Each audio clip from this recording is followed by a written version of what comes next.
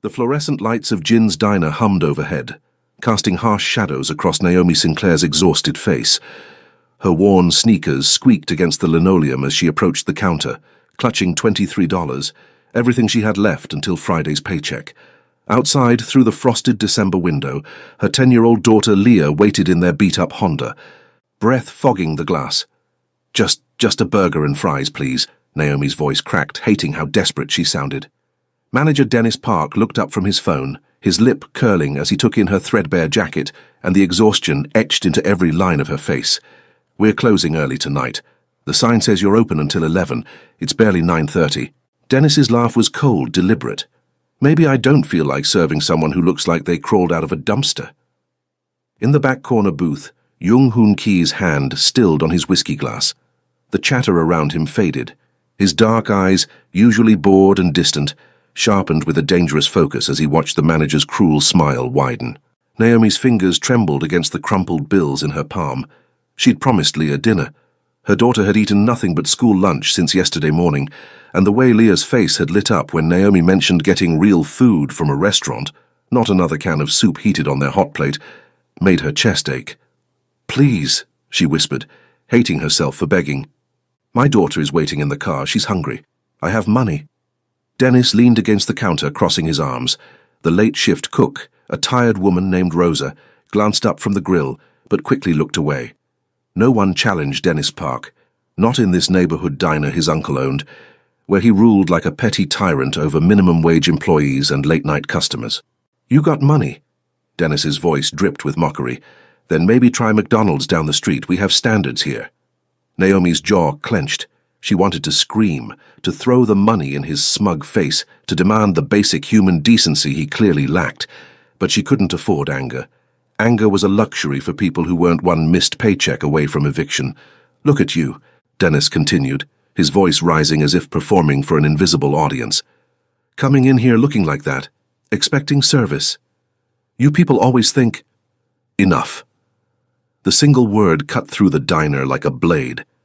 Jung Hoon Ki rose from his corner booth with the fluid grace of a predator. He'd been sitting there for the past hour, nursing Johnny Walker Blue Label that Dennis had reluctantly pulled from the locked cabinet, one of the few customers who knew quality when he saw it and had the money to demand it. At 6'2", with broad shoulders that filled out his tailored black coat, Hoon Ki commanded attention without trying.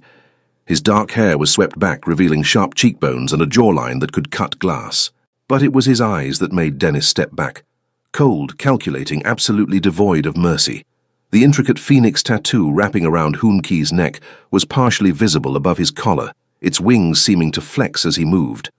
In certain circles of Chicago's underworld, that phoenix was as recognizable as a business card. It meant power. It meant connections that could bury a man 6 feet under without leaving a trace. "You will serve her," Hoon Ki stated, his voice carrying the weight of absolute authority. Not a request, a command. Dennis's face paled. Who do you think?" Hoon Ki moved with shocking speed, crossing the distance between them in 3 strides. He didn't touch Dennis, didn't need to. He simply existed in the same space, radiating a danger that made the temperature drop. "You will apologize to this woman." Hoon Ki's Korean-accented English was precise, controlled. "You will prepare the best meal your pathetic kitchen can manage, and you will give her whatever else she needs. Look, man, I don't know who you think you are." Hoon Ki's hand shot out, not touching Dennis but slamming palm first against the counter beside him. The sound cracked through the diner like a gunshot. Rosa dropped her spatula. The 2 other customers, college kids sharing a plate of fries, froze mid-bite. "Jung Hoon Ki," he said quietly, letting the name hang in the air. "Perhaps you've heard of me. Perhaps not. Either way, you will do as I say. Now." Recognition flickered across Dennis's face, followed by genuine terror. Everyone in Chicago's Koreatown knew that name, even if they'd never seen the face. Jung Hoon Ki controlled more than businesses. He controlled territory, loyalty, and fear.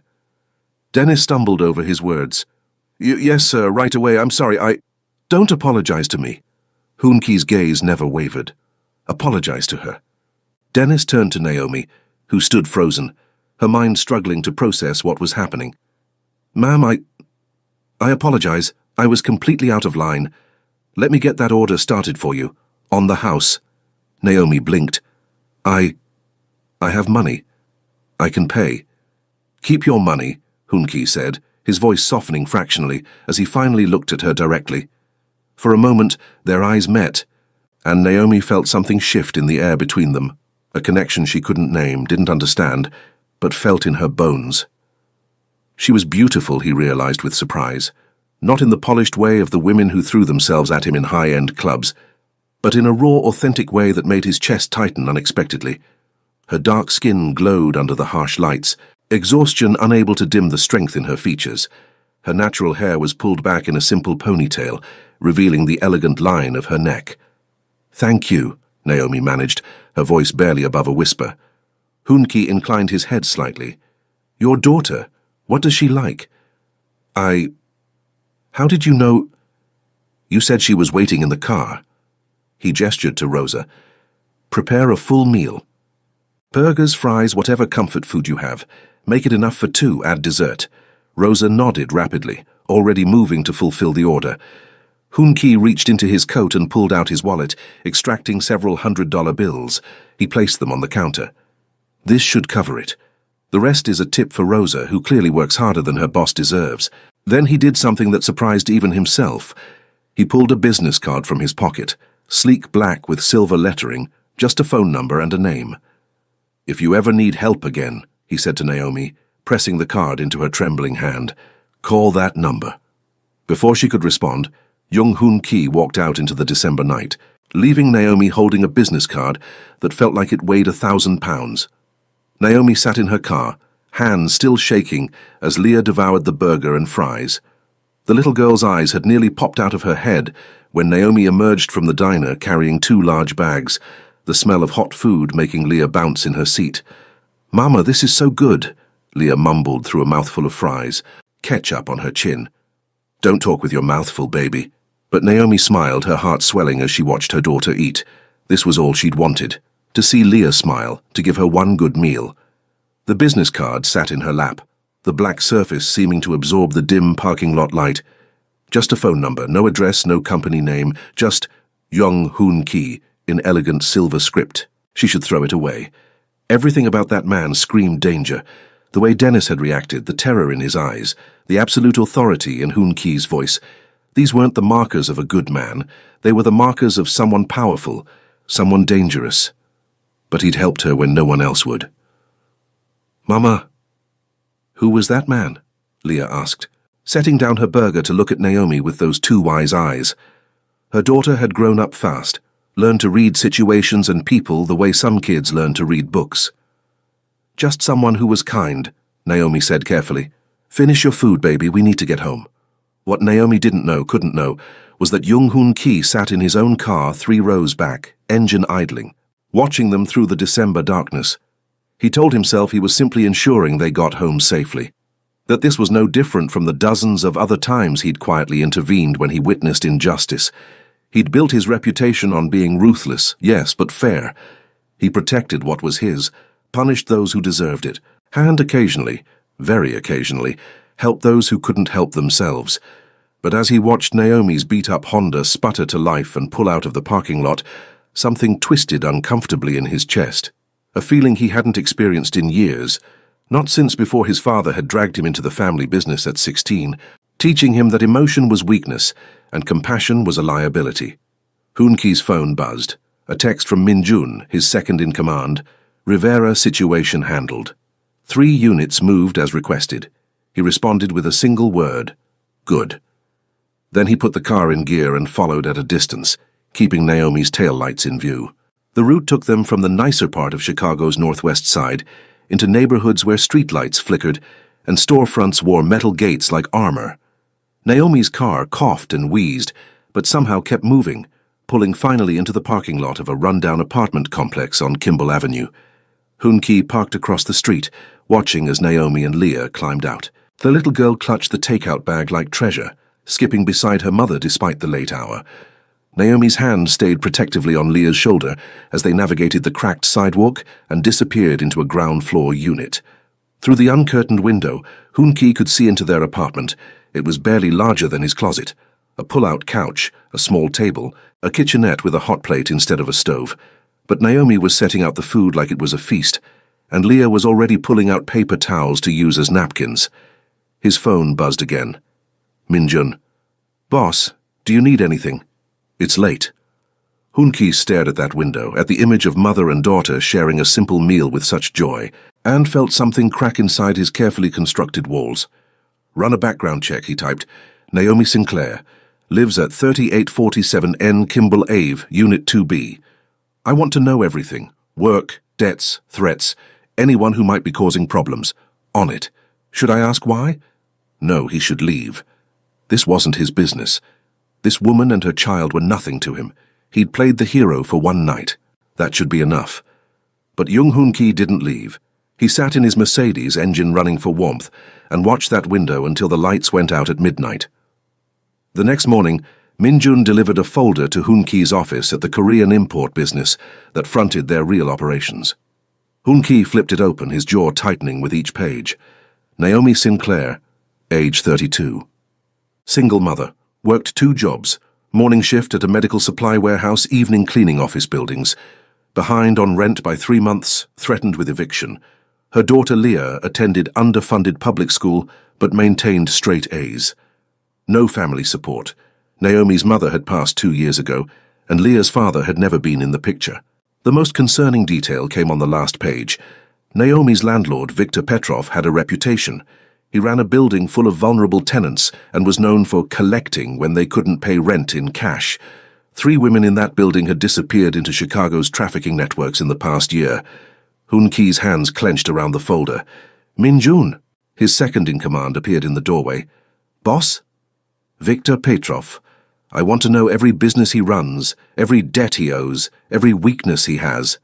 Hoon-ki's voice was ice. And I want someone watching Unit 2B. 24 hours. If Petrov or anyone associated with him approaches that apartment, I want to know immediately. Min-jun's eyebrows rose fractionally, the only sign of his surprise. Understood. Should I ask? You never ask, Hoon-ki interrupted. You just do. After Min-jun left, Hoon-ki turned to the window of his office, looking out over Chicago's skyline. He was making a mistake. He knew it. Getting involved with civilians, especially vulnerable ones, only created complications. But when he closed his eyes, he saw Naomi's face in that diner. The desperation, the dignity despite humiliation, the love for her daughter that made her swallow her pride and beg. And he knew, with absolute certainty, that he couldn't walk away. 3 days later, Naomi found an envelope slipped under her door.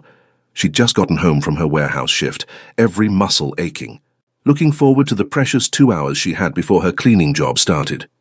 Leah was at her friend Jasmine's apartment upstairs, doing homework and enjoying the stability of a household with 2 parents and regular meals.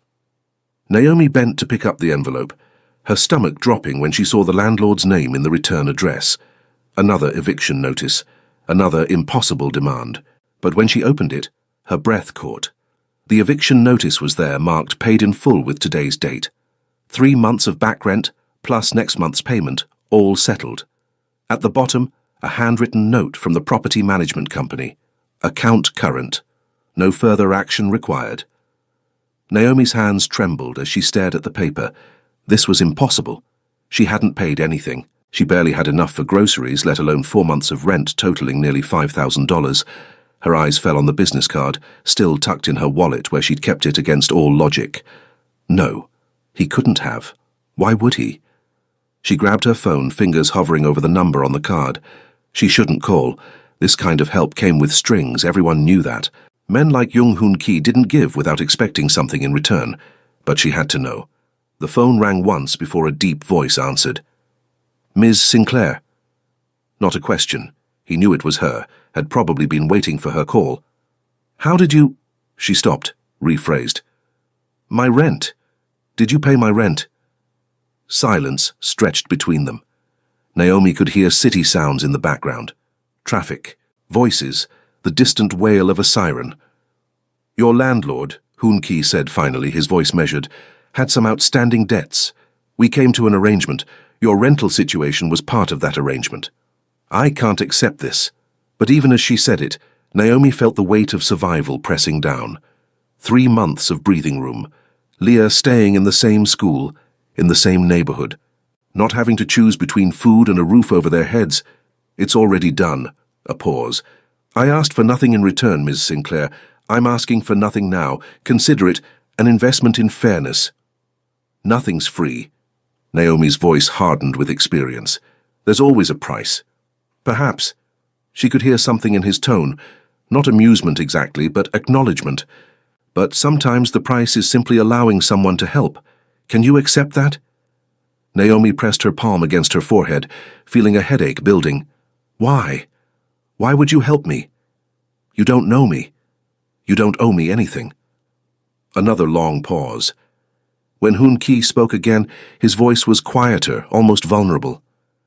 My mother cleaned office buildings. 3 jobs, 16-hour days, trying to support me after my father died. He stopped as if surprised by his own words. I remember what her hands looked like, what her face looked like when she thought I wasn't watching. So when I see a mother working herself to death to feed her child while men like Dennis Park mock her for it, I act. Naomi's throat tightened. I'm sorry about your mother. Don't be. She would have liked you. Your strength. Your devotion to your daughter. A car horn blared in his background. I have to go. But Ms. Sinclair? If Victor Petrov or anyone else causes you problems, you call that number. Understand? I don't understand any of this, Naomi whispered. You don't have to. Just be safe. You and Leah. The line went dead. Naomi stood in her tiny apartment, staring at her phone. This man, this dangerous man, knew her daughter's name, was watching over them somehow. Should that terrify her? It did. But beneath the fear was something else, something that felt dangerously close to hope. What Naomi didn't see was Victor Petrov, sitting in Jung Hoon Ki's downtown office 2 hours earlier, sweating through his expensive suit. You understand the terms? Hoon Ki sat behind his desk, fingers steepled, utterly calm. Yes, I understand. Victor's Russian accent thickened with stress. The building, I sell it to your company, below market rate, and the tenants remain, Hoon Ki interrupted, at reduced rent, with actual repairs completed, or I let certain people know about your side business, the one involving young women and work opportunities in Eastern Europe. Victor's face went grey. That's not, don't insult me with lies. Hoon Ki's voice could have frozen vodka. I have documentation, photos, testimony from 3 survivors who would be very interested in speaking with federal investigators. He leaned forward. But if you cooperate, if you sign these papers and disappear from Chicago by the end of the week, that evidence remains private. Victor's hands shook as he reached for the pen. There's one tenant, Unit 2B. She owes... Her account is paid in full, Hoon Ki stated. By me, personally. You will file the paperwork showing 0 balance and send her written confirmation. Today. This is about her. One woman. Hoon Ki's eyes went dead cold, the look that made hardened criminals reconsider their life choices. Sign the papers, Victor, before I change my mind about letting you walk out of here. Victor signed. Hoon Ki had his assistant notarize the documents and escort Victor out through the back entrance. Minjun entered as Victor left. Boss, the surveillance reports came in. Petrov had approached Miss Sinclair twice this week, implied alternative payment methods. Hoon Ki's jaw clenched so hard it hurt. He won't approach her again. The building is ours now. Put in competent management. I want repairs started immediately, starting with Unit 2B. New appliances, proper heating, security upgrades. And if Miss Sinclair asks questions, tell management to say the new owner is making improvements. Nothing more. Hoon Ki turned back to his computer. She doesn't need to know. But as he tried to focus on quarterly reports from their legitimate businesses, his mind kept returning to Naomi's voice on the phone. The suspicion, yes, but also the exhaustion, the burden of carrying everything alone. Jung Hoon Ki had built an empire on knowing when to strike and when to wait. He'd always been patient, but patience had never felt this difficult before. The transformation of Naomi's building happened faster than she thought possible. Within a week, maintenance crews appeared, actually repairing things that had been broken for months. The flickering hallway lights were replaced. The broken front door lock was fixed. Her apartment received a new refrigerator when hers finally died, and the landlord, a new property management company now, insisted it was part of standard upgrades. Naomi knew better. She wasn't stupid. These upgrades all traced back to one man. She tried to ignore it, tried to just accept the help and move forward. But every improvement felt like another thread connecting her to Jung Hoon-ki, and she didn't know if those threads were a safety net or a spider's web. It was the new stove that finally broke her resolve. She came home to find installation workers finishing up, replacing the ancient hot plate she'd been using with actual range that looked like it belonged in a magazine. "There's been a mistake," she told the workers. "I didn't order this." "No mistake, ma'am. Work order from management." The lead installer checked his clipboard. "Says here all units are getting upgraded appliances. You're just first on the list." After they left, Naomi grabbed her phone and the business card she'd memorized, but couldn't bring herself to throw away. This time she didn't hesitate. "You have to stop," she said when he answered. "Ms. Sinclair." "Naomi, if you're going to interfere with my entire life, you can call me Naomi." She paced her small living room, anger and confusion warring inside her. "The rent, fine. Maybe I can accept that as some kind of debt settlement with Victor. But this new appliances, building repairs, this isn't just helping, this is—" "What?" His voice held a challenge. "What is it?" "Control." The word came out sharp. "This is you controlling my life, making decisions for me, and I didn't survive the last 10 years by letting men make my decisions." Silence. Naomi heard him exhale slowly. When he spoke again, his voice was different, raw in a way she hadn't heard before. "You're right. I apologize." A pause. "I'm not accustomed to asking permission. In my world, I see a problem, I fix it. But you're not a problem to be fixed. You're a person, a strong person who deserves to make her own choices." Naomi's anger deflated slightly. She hadn't expected that, the acknowledgement, the actual apology. "Then why?" she asked, softer now. "Why do you care so much?" "I told you."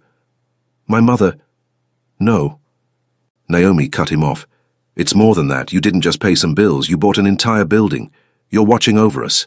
Why?" The silence stretched so long she thought he might not answer. When he did, his voice was barely above a whisper. "I don't know." 3 words that sounded like they cost him everything. "I've spent 20 years building walls, Naomi, becoming exactly what my father trained me to be. Ruthless, efficient, untouchable. And then I saw you in that diner fighting for your daughter with nothing but dignity and love, and something in those walls cracked." Naomi's breath caught. Her hand pressed against her chest, feeling her heart race. "That scares the hell out of me," Hoon-ki continued. "Because caring about people makes you weak in my world. It makes you a target. But I can't seem to stop. Can't stop thinking about you, about Leah, about whether you're safe, whether you're eating, whether some predator like Petrov is circling." "Hoon-ki." His name felt strange on her tongue. Intimate. "Tell me to stop," he said. "If this is unwanted, if I'm crossing lines you don't want crossed, tell me and I'll disappear. I'll make sure you're protected, but from a distance. You'll never hear from me again." Naomi closed her eyes. This was the smart choice, the safe choice. Tell this dangerous man to leave her alone, accept the gifts he'd already given, and move on with her life. But when she opened her mouth, different words came out. "I want to meet you, not on the phone, in person, because I need to look you in the eye and understand what this is, what you want from me, what I might be getting into."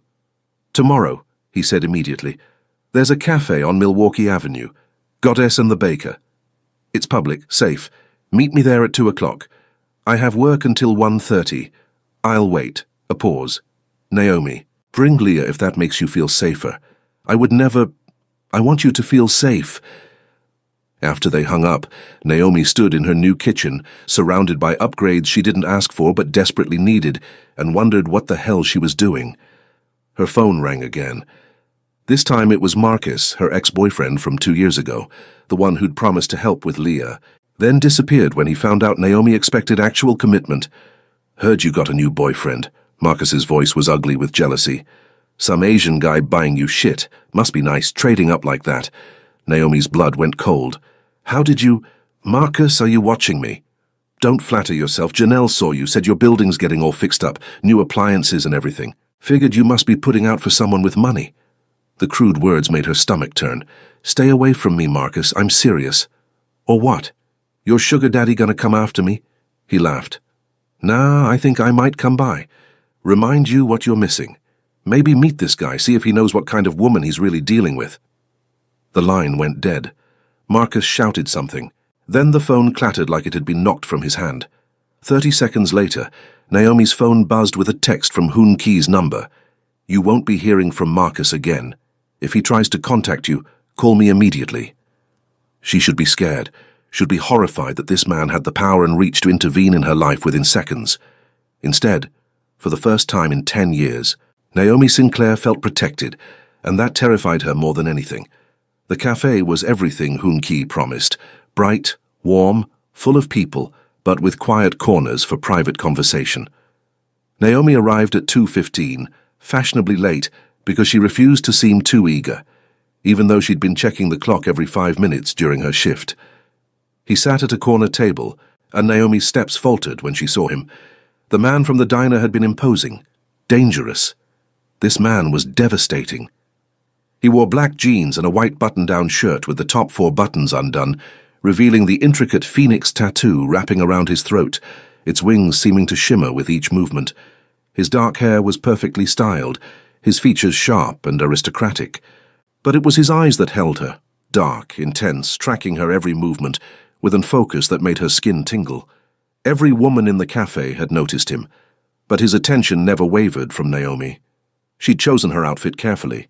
Her best jeans, a deep burgundy sweater that brought out the warmth in her dark skin, her natural hair styled in defined curls that framed her face. She'd even put on makeup, which she rarely bothered with anymore. The way Hoon Key's eyes darkened when he saw her made every minute of effort worthwhile. You came, he said, standing as she approached. The formal gesture surprised her.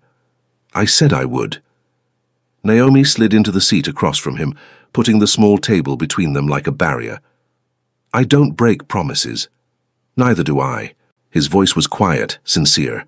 Thank you for giving me this chance. A waitress appeared, too cheerful and clearly interested in Hoon Key. He ordered for both of them without asking, coffee for himself, a mocha latte for Naomi, plus an assortment of pastries. How did you know I like mochas? Naomi asked after the waitress left. I didn't, but you smell like chocolate and vanilla. I took a guess. The observation, the fact that he'd been close enough to notice how she smelled, made heat rise in Naomi's cheeks. So, she started, needing to break the tension. Are we going to talk about the Marcus situation? Hoon Key's expression hardened fractionally. What do you want to know? What did you do to him? I had a conversation with him. Explained that contacting you again would be unwise. At her skeptical look, he added, I didn't hurt him.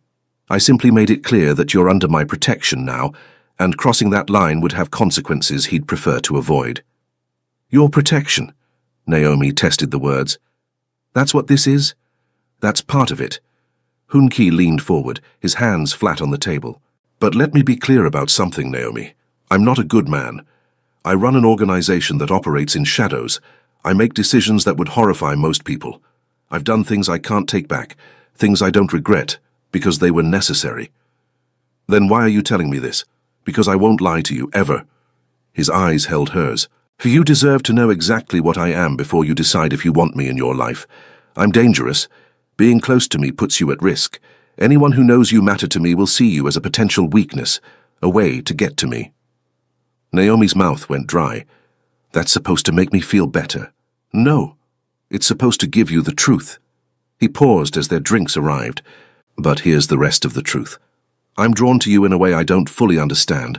Your strength, your dedication to Leah, the way you refuse to break even when the world is crushing you. You make me want to be something better than what I am. I can't make you better, Naomi said quietly. I can barely keep my own life together. You're doing more than that. You're raising an incredible daughter on your own. You're surviving against odds that would break most people. You're maintaining your dignity and your values when it would be so easy to compromise them. Hoon Key's voice dropped lower. You don't need to make me better. You already inspire me to try. Naomi's hands trembled around her cup. This man, this dangerous, powerful man, was looking at her like she hung the moon, like she was something precious worth protecting. It had been so long since anyone looked at her that way. "I'm scared," she admitted. "Not of you. Of this. Of what it might mean." "Good." Hoon Ki reached across the table, his hand hovering near hers but not touching, asking permission. "You should be scared. This isn't simple. It won't be easy, but Naomi, I swear to you, I will never hurt you. I will never control you. I will protect you and Leah with everything I have, but I will never cage you. Your choices remain yours." Naomi looked at his outstretched hand. This was the moment, the choice that would change everything. She thought of Leah, home with Jasmine's family, happy and fed and safe for the first time in months. She thought of the new stove, the paid rent, the security of knowing Marcus wouldn't come back. She thought of the loneliness that had been her constant companion since Leah's father left, the exhaustion of carrying everything alone. And she thought of this man who'd stepped out of the shadows to defend her when no one else would. Naomi placed her hand in his. Hoon Ki's fingers closed around hers, warm, strong, careful. He brought her hand to his lips, pressing a kiss to her knuckles that sent electricity racing up her arm. "Whatever this is," Naomi whispered, "we do it honestly. No more surprises, no more decisions made for me. Deal." His thumb stroked across her skin. Partners. In whatever this becomes. Outside, snow began to fall across Chicago, soft and clean, covering the city in white. Inside the cafe, Naomi Sinclair and Jung Hoon Ki sat together, hands joined across the table, beginning something neither of them fully understood, but both were willing to risk everything to explore. The Korean Mafia boss had finally found something worth more than power. And the single mother had finally found someone who saw her as more than her struggles. Together they were about to discover that the most dangerous thing in the world wasn't bullets or betrayal. It was hope. Leah's laughter echoed through Hoon Ki's penthouse as she chased his Jindo dog around the living room. The white dog, named Bora, which meant purple in Korean, and made Leah giggle every time, was Hoon Ki's gift for Leah's 11th birthday last month. Naomi stood at the floor-to-ceiling windows, watching the Chicago sunset paint the sky in oranges and purples. Behind her, she felt more than heard Hoon Ki approach, his arms sliding around her waist, pulling her back against his chest. "Happy," he murmured against her hair. "Terrified," Naomi admitted. "Every day I wake up thinking this might be the day it all falls apart." "It won't." His arms tightened. "I won't let it." They'd been together 6 months now, officially, publicly, despite the raised eyebrows and whispered speculation. Naomi still worked, though Hoon Ki had helped her find a single, better-paying job that gave her actual work-life balance. She still lived in her apartment, though she spent most nights here in his space, in his arms. Leah had adapted with the resilience of children, accepting Hoon Ki as a steady presence who made her mother smile and never made promises he didn't keep. The relationship wasn't perfect. They fought about his overprotectiveness, about the darkness in his world that sometimes spilled into theirs. But they always came back to each other, always chose each other. "Mama, Hoon Ki, come help me teach Bora to sit," Leah called. Naomi turned in Hoon Ki's arms, rising on her toes to kiss him softly. "Ready to play family?" His smile was rare, genuine, reserved only for these moments. Always.